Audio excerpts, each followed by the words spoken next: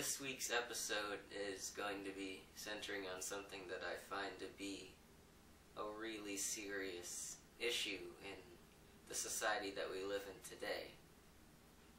It's a problem that lurks over the shoulders of many men, women, and children almost every day in America and all over the world.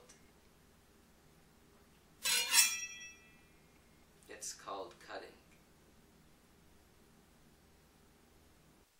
Cutting is essentially when a person is overbeared by different emotions that might be caused by troubles with friends or, not getting that big promotion. And so they'll use something like a knife or a switchblade to open up their bodies, kind of like how one would open up a present on Christmas.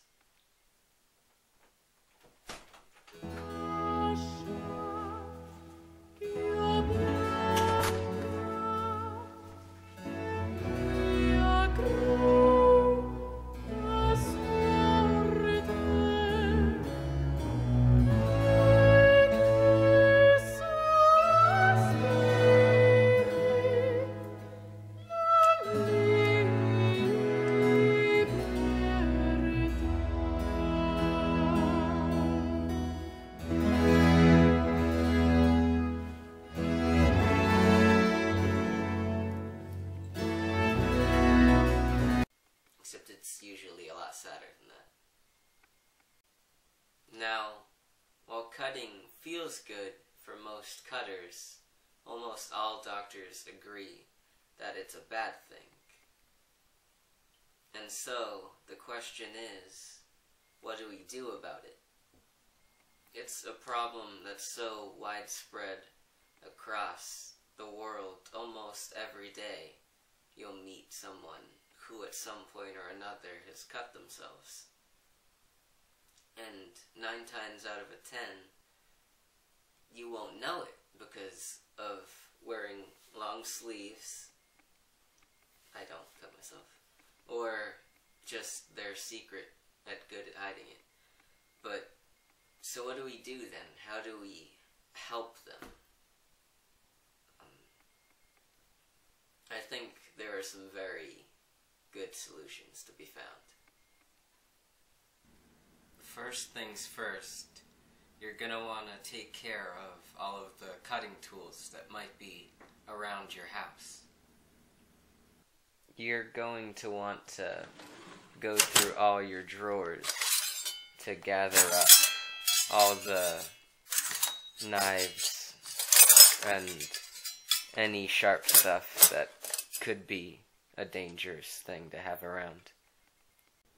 Once you've gathered everything up, it's a good idea to hide it all in a place that the cutter probably won't look.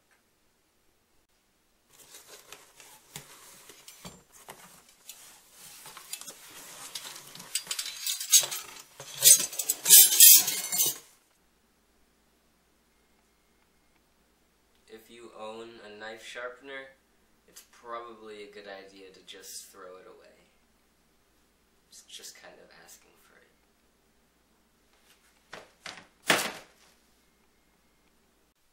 Once all sharp objects have been hidden, the cutter should be mainly free from physical danger.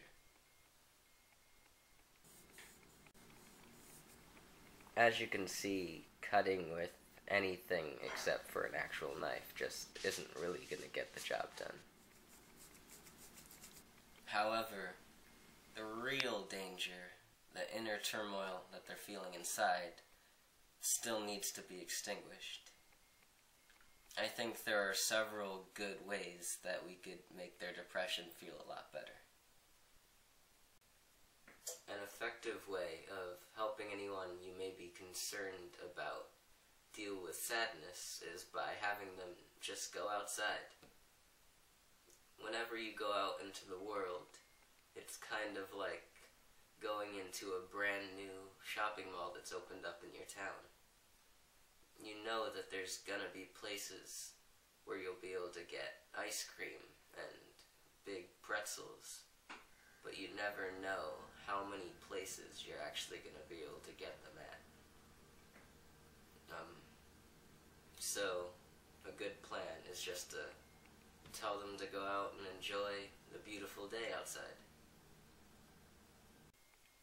Another good way to make them feel less sad is by giving them pills. Pills are a lot faster of a method than some of the other cures for sadness out there. But if you're on a time crunch and you need to not feel bad anymore, it's usually a good choice. Make sure you don't take all of the pills, because all pills are not the same, and some of them probably won't make you feel better at all. Finally, what I think is the best cure for sadness is to just not think about whatever's bothering you. So, if you tell your friends and whoever might be in danger of self-harm to just not worry about it and to just, look at the bright side of things instead, they'll probably not be depressed for much longer.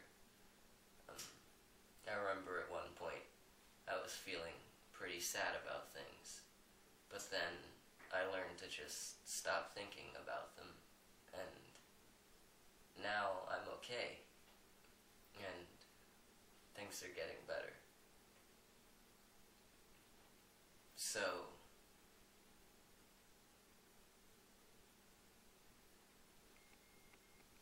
well, that's pretty much all the advice I have to give on this particular subject.